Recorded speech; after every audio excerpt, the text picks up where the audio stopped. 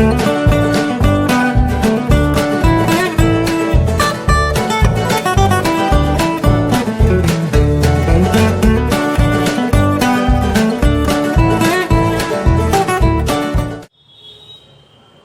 हम देखते हैं अल्कोहल का निर्जलीकरण किसे कहते हैं। एथिल अल्कोहल को सांद्र सल्फ्यूरिक अम्ल की अधिकता में गर्म करने पर जल का अणु निकल जाता है और एल्किन प्राप्त होता है। अल्कोहल क्या होते हैं? जब एल्किल समूह के साथ जब OH समूह कनेक्ट होता है तो ऐसे यौगिकों को अल्कोहल कहते हैं। अब एल्किल समूह के रूप में CH3 लिया जा सकता है, मेथिल समूह, C2H5 लिया जा सकता है, एथिल समूह, C3H7 लिया जा सकता है, प्रोपिल समूह। ऐसे कई एल्किल समूह होते हैं। यहाँ पर एथिल अल्कोहल का मतलब हम एथिल समूह लेंगे और उससे OH को कनेक्ट करेंगे, तो ये हो गया एथिल, और OH को पढ़ेंगे अल्कोहल, तो इस तरह बन गया एथिल अल्कोहल। सांद्र सल्फ्यूरिक अम्ल, तो सांद्र सल्फ्यूरिक अम्ल को क्या बोलते हैं? H2SO4, ये इसका सूत्र होता है। अब हम देखते हैं एल्किन क्या होते हैं। तो एल्किन होते हैं तो 3 प्रकार के हाइड्रोकार्बन पाए जाते हैं, एल्केन, एल्किन और एल्काइन। ठीक है, तो एल्किन जो होते हैं ऐसे हाइड्रोकार्बन होते हैं जिनमें डबल बॉन्ड पाई जाती है। जब हम एथिल अल्कोहल लेते हैं तो इसका फार्मूला था CH3, फिर सिंगल बॉन्ड होता है CH2 और फिर सिंगल बॉन्ड होता है OH। तो ये सिंगल बॉन्ड वाली चेन है, ये एल्केन की कैटेगरी है और इसका नाम है एथिल अल्कोहल। लेकिन एल्किन में क्या होगा? एल्किन में कार्बन कार्बन की जो चेन होती है उसमें कहीं ना कहीं एक जगह कम से कम डबल बॉन्ड होना चाहिए। तो ये जो डबल बॉन्ड वाली कार्बन चेन होती है इन्हीं को कहा जाता है एल्किन।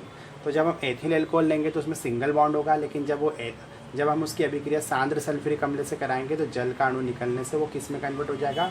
डबल बॉन्ड वाली कार्बन चेन में कन्वर्ट हो जाएगा। ज़रूरी नहीं है जैसे 2 कार्बन भी हो और अगर उनके बीच में डबल बॉन्ड हो तो वो भी एल्किन ही कहलाएंगे। तो अब हम देखते हैं ये इसकी अभिक्रिया। सांद्र सल्फ्यूरिक अम्ल की हमें एक और बात पता होना चाहिए कि जब भी अभिक्रियाओं में सांद्र सल्फ्यूरिक अम्ल निकलता है उस अभिक्रिया में से जल को बाहर कर देता है। मतलब किसी भी, जैसे एथिल अल्कोहल से आप इसकी क्रिया कराओगे तो एथिल अल्कोहल में से जल के अणु को बाहर कर देता है। लेकिन एक और बात ध्यान रखना है, अगर सांद्र सल्फ्यूरिक अम्ल जल को बाहर करता है तो तनु सल्फ्यूरिक अम्ल जो होगा वो जल को अभिक्रिया में इंटर करता है। तो ये बहुत ही इम्पोर्टेंट बात है, ये आपको ध्यान रखना चाहिए। बहुत सी अभिक्रियाओं में ऐसा होगा आगे भी। तो हमने अल्कोहल के निर्जलीकरण का समीकरण लिख दिया। ये हमने एथिल अल्कोहल लिख दिया, 95% सांद्र सल्फ्यूरिक अम्ल है, तापमान रखेंगे 160 से 170 डिग्री सेल्सियस। तो ये किस में कन्वर्ट हो गया? एथिन में। चूँकि इसमें 2 कार्बन इसलिए एथ और डबल बॉन्ड है इसलिए इन, तो इसका नाम बना एथिन। पर ये डबल बॉन्ड वाली हाइड्रोकार्बन है इसलिए इसका नाम ये एल्किन की कैटेगरी में होता है। अब देखते हैं हम कि हुआ कैसे। जैसे हमने लिया CH3 CH2OH। अब क्या होता है, यहाँ से एक हाइड्रोजन निकल जाएगा और OH यहाँ से निकल जाएगा, तो H और OH, तो H और H, H2 और O, तो ये बन गया H2O। अब यहाँ से एक हाइड्रोजन निकल गई तो यहाँ पर कितने हो गए? 3 के बदले कितने हाइड्रोजन हो गए? 2 CH2। यहाँ पर सिंगल बॉन्ड लगा देते हैं और लिख देते हैं CH2। तो ऐसा हमने यहाँ पे लिख दिया। अब यहाँ पर क्या हुआ कि 2 बंध हाइड्रोजन के साथ है और 1 बंध कार्बन के साथ, इसके साथ भी 2 बंध हाइड्रोजन के साथ है और ये भी 1 कार्बन के साथ जुड़ा हुआ है। मतलब यहाँ पर इसकी भी वैलेंसी 3 है, इसकी भी वैलेंसी 3 है, तो कार्बन की वैलेंसी 4 होना चाहिए। तो 4 वैलेंसी करने के लिए यहाँ पर पाई बंध मतलब डबल बॉन्ड बन जाएगा और इस तरह की इसमें कन्वर्ट हो जाएगा, एथिन में कन्वर्ट हो जाएगा। तो ये है इसका समीकरण। अब हम देखते हैं अल्कोहल के निर्जलीकरण की क्रिया विधि। सल्फ्यूरिक अम्ल द्वारा एथिल अल्कोहल का निर्जलीकरण 3 चरणों में होता है। पहला चरण है अल्कोहल का प्रोटानीकरण, दूसरा चरण है जल का विलोपन और तीसरा चरण है बाइसल्फेट आयन द्वारा प्रोटॉन के रूप में बीटा हाइड्रोजन का निकलना। अब अल्कोहल का प्रोटानीकरण को समझते हैं। अल्कोहल का प्रोटानीकरण का मतलब होगा जो हमारे पास अल्कोहल होगा उसमें प्रोटॉन आकर जुड़ेगा। अब ये प्रोटॉन किसे बोलते हैं? तो हाइड्रोजन पॉजिटिव को ही प्रोटॉन कहा जाता है। क्यों कहा जाता है? तो इसका रीज़न ये है कि ये परमाणु है, इसका नाभिक है, अंदर होते हैं प्रोटॉन और न्यूट्रॉन नाभिक में, लेकिन हाइड्रोजन में प्रोटॉन न्यूट्रॉन नहीं होता है, सिर्फ प्रोटॉन पाया जाता है। हाइड्रोजन का नंबर होता है 1, इसमें 1 प्रोटॉन होता है और 1 इलेक्ट्रॉन होता है, तो ये हो गया H। लेकिन जब इसका इलेक्ट्रॉन निकल जाएगा तो इस पर पॉजिटिव चार्ज आ जाएगा। और H पॉजिटिव, देखो इसका स्ट्रक्चर, इसके अंदर सिर्फ प्रोटॉन है, इसलिए हाइड्रोजन पॉजिटिव को प्रोटॉन कहा जाता है। तो एल्कोहल में प्रोटॉन आके जुड़ेगा। दूसरा है जल का विलोपन। तो हमारा जो एल्कोहल होगा,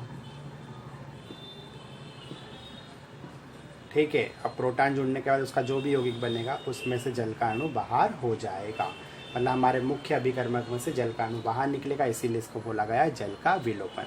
तीसरा है बाइसल्फेट आयन द्वारा प्रोटॉन के रूप में बीटा हाइड्रोजन का निकलना। तो जो बाइसल्फेट आयन होते हैं मतलब HSO4 नेगेटिव, तो एल्कोहल में से जल निकलने के बाद जो भी स्पीसीज बचेगी उसमें बाइसल्फेट आयन उसके अंदर से हाइड्रोजन को क्या कर देगा, बाहर कर देगा, हाइड्रोजन पॉजिटिव को। तो आप देखते हैं इसकी रिएक्शन।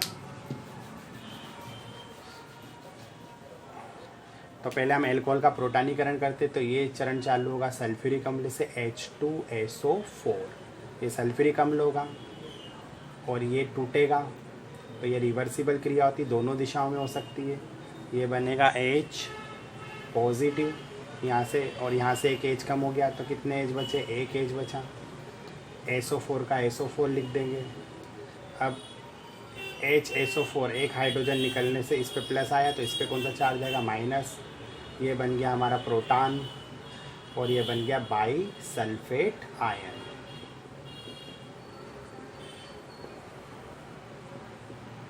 ठीक है, अब क्या होगा, एल्कोहल आएगा, तो एल्कोहल का फार्मूला लिख देते हैं CH3CH2OH, तो ये हो गया एथिल एल्कोहल, यहाँ बंद बना देते हैं, प्लस इसका प्रोटॉनीकरण होगा, मतलब प्रोटॉन आकर इसके अंदर जुड़ेगा, तो यहाँ लिख देते हैं H पॉजिटिव। ठीक है, अब इसको देखो, ये C और C, तो ये हो गया C2 और 3 और 2 हो गए 5, H5, तो C2H5 एथिल ही है लेकिन इसको तोड़ के लिखा गया। तो ये हो गया हाइड्रोजन, क्या हो गया, पॉजिटिव, इसमें आके जुड़ा, तो इसमें आके जुड़ेगा तो CH3 का CH3 लिख देते हैं, CH2 का CH2 लिख देते हैं, ये बंद बना देते हैं, यहाँ पे O लिख देते हैं, इस O से कौन जुड़ी हुई, H, तो इसका बंद शो कर देते हैं, ये हाइड्रोजन यहाँ जोड़ देते हैं तो ये बंद शो कर देते हैं। अब एक हाइड्रोजन आने से ऑक्सीजन की 3 वैलेंसी होगी, मतलब बढ़ गई है। एक हाइड्रोजन पॉजिटिव आने से इस पर ऑक्सीजन पे कौन सा चार्ज आ जाएगा, प्लस का चार्ज आ जाएगा, और इस तरह ये यौगिक बनेगा। तो ये हो गया। अब जल का विलोपन होगा, तो इसको यहाँ पर लिख देते हैं CH3 CH2O, इसके ऊपर पॉजिटिव चार्ज, ये हाइड्रोजन और ये हाइड्रोजन। तब आपको पता है कि हाइड्रोजन क्या होती है, लिविंग स्पीसीज होती है। अभिक्रियाओं में अगर कहीं जल बन रहा होता है तो वो इस बंध से इलेक्ट्रॉन लेकर, मतलब यहाँ से इलेक्ट्रॉन ले लेगी और यहाँ से अलग हो जाएगी, तो यहाँ पे हो जाएगा -H2O, तो इस अभिक्रिया में से जल का अणु क्या हो जाएगा, निकल जाएगा, प्लस अब यहाँ की इलेक्ट्रॉन निकलने के कारण, मतलब इस बंध के इलेक्ट्रॉन ये खींच लेते हैं, तो यहाँ पे कौन सा चार्ज आ जाएगा, पॉजिटिव, तो ये हो गया CH3 और ये हो गया CH2 और यहाँ पर चार्ज आ जाएगा पॉजिटिव, ये पॉजिटिव चार्ज आ गया। अब इसको नीचे लिख देते हैं CH3 CH2 और इस पे लगा देते हैं पॉजिटिव। अब यहाँ पर कौन सा चार्ज है, पॉजिटिव, तो ये वाली कार्बन क्या कहलाएगी, बीटा, ये अल्फ़ा कार्बन और ये वाली बीटा कार्बन। अब क्या होगा, बाइसल्फेट आयन, देखो हाइड्रोजन पॉजिटिव ने रिएक्ट कर लिया है लेकिन अभी बाइसल्फेट आयन तो बचा है, तो बाइसल्फेट आयन क्या होता है, नेगेटिव, और ये अपनी स्पीसीज क्या है, पॉजिटिव, तो इससे एक रिएक्ट करेगा HSO4 नेगेटिव।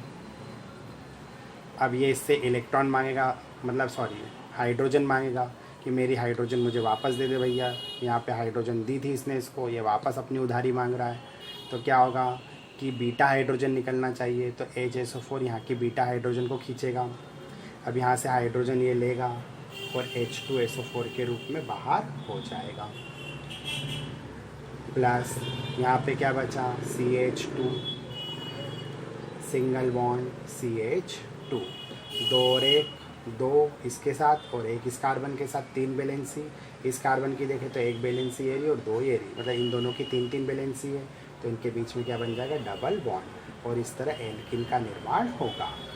एल्किन है, ये 2 कार्बन वाली एल्किन है, इसलिए से क्या बोलेंगे, एथ, मतलब 2 कार्बन, और इन मतलब डबल बॉन्ड, तो ये एथीन बन गया। इस तरह से पूरी क्रियाविधि होती है।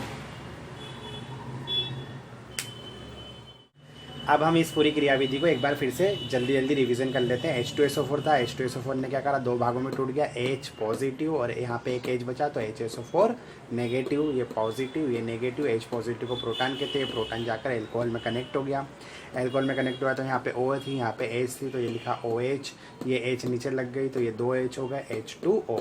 अब यहाँ H2O की फॉर्मेशन हो रही, तो जल क्या होता है, लिविंग स्पीसीज, वो इस बंद से इलेक्ट्रॉन खींचेगा और अभिक्रिया से बाहर हो गया। यहाँ बचा CH3CH2, यहाँ के इलेक्ट्रॉन इधर जाने से यहाँ पे पॉजिटिव चार्ज आ गया। अब ये पॉजिटिव है यहाँ लिख दिया, ये अभिक्रिया में नेगेटिव था, इसको यहाँ लिख दिया।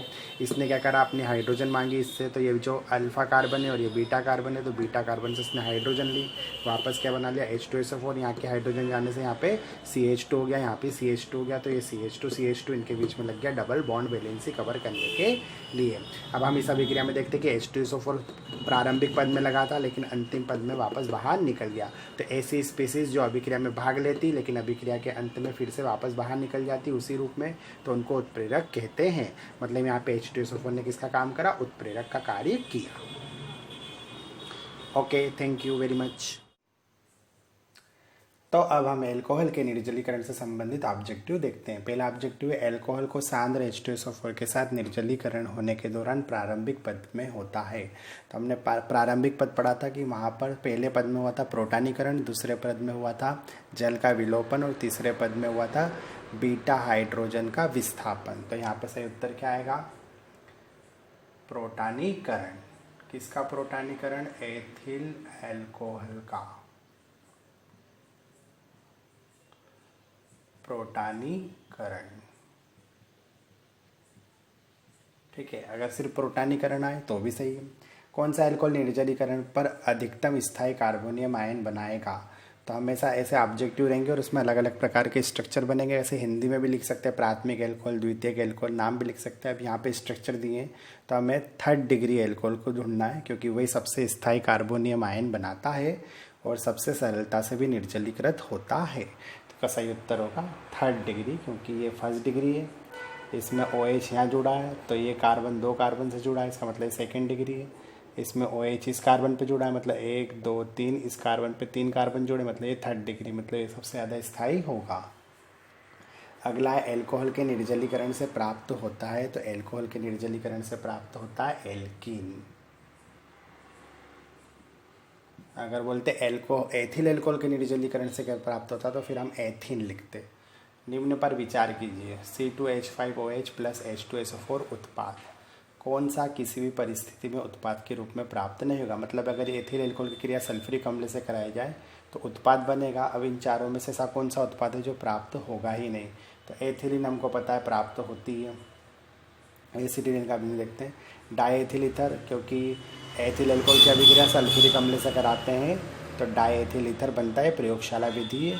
उसके फर्स्ट स्टेप में एथिल हाइड्रोजन सल्फेट बनता है और सेकंड स्टेप में डाईएथिल ईथर बनता है, मतलब ये भी बनता है और ये भी बनता है। तो सही उत्तर होगा ये वाला नहीं बनता है एसिटिलीन। निम्न में से कौन सा एल्कोहल सरलता से निर्जलीकृत किया जा सकता, तो अभी हमने यहाँ देखा था 3rd डिग्री स्थायी कार्बोनियम आयन बनाते हैं और यही सरलता से क्या होते हैं, निर्जलीकृत भी होता है। वैसे कई ऑप्शन होंगे लेकिन हमने सही वाला ऑप्शन लिखा है क्योंकि 3rd डिग्री है, ये कार्बन OH से जुड़ा है, OH से जुड़ी कार्बन 3 कार्बन से जुड़ी है, तो 3rd डिग्री सरलता से निर्जलीकृत होता है। एल्कोहल के निर्जलीकरण में जल का विलोपन किस पद में होता है, तो जल का विलोपन 2nd पद में होता है। एल्कोहल के निर्जलीकरण में प्रयुक्त उत्प्रेरक है, हमें पता है क्या प्रयुक्त उत्प्रेरक है, H2SO4, हमने इसके रिएक्शन में पढ़ा था। एथिल एल्कोहल का निर्जलीकरण किस ताप पे होता है, तो हमने पढ़ा था 160 से 170 डिग्री सेल्सियस। तो उत्प्रेरक पूछ सकते हैं, उसका तापमान पूछ सकते हैं। इसके अलावा बाकी पदों में पूछ सकते हैं कि 1st पद में क्या हुआ था, 2nd पद में क्या हुआ था, 3rd पद में क्या हुआ था। तो ये इसके ऑब्जेक्टिव है, बहुत इंपॉर्टेंट होते हैं। Okay, thank you.